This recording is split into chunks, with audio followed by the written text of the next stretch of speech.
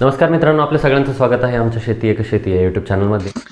मित्रांनो, जर तुम्ही छत्रपती शिवाजी महाराज शेतकरी सन्मान योजने अंतर्गत कर्जमाफीच्या प्रतीक्षेत असाल तर ही बातमी खास तुमच्यासाठी.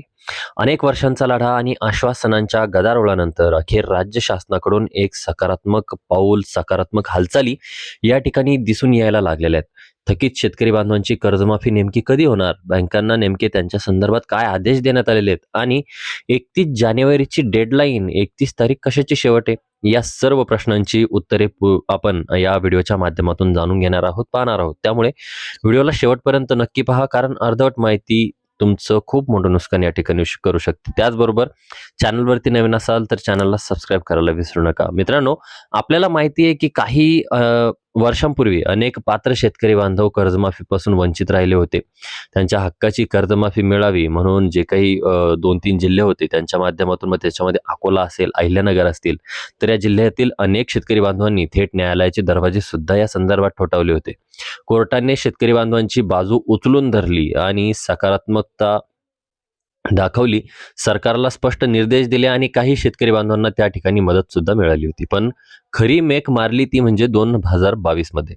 त्यावेळचे राज्याचे मुख्यमंत्री श्री एकनाथ शिंदे यांनी आश्वासन दिलं होतं की 6 महिन्यांच्या आत थकीत शेतकऱ्यांची कर्जमाफी केली जाईल. त्यावेळी समोर आलेल्या आकडेवारीनुसार तब्बल 6 लाखांपेक्षा जास्त शेतकरी बांधव या प्रतीक्षेत होते आणि त्यासाठी 6,000 कोटी रुपयांची तरतूद करण्याचे बोलले सुद्धा गेलेलं होतं. पण दुर्दैवाने तांत्रिक अडचणी आणि डेटा उपलब्ध नसल्याने ही प्रक्रिया त्याच ठिकाणी रखडली, अशा पद्धतीचे अपडेट त्या ठिकाणी समोर आले.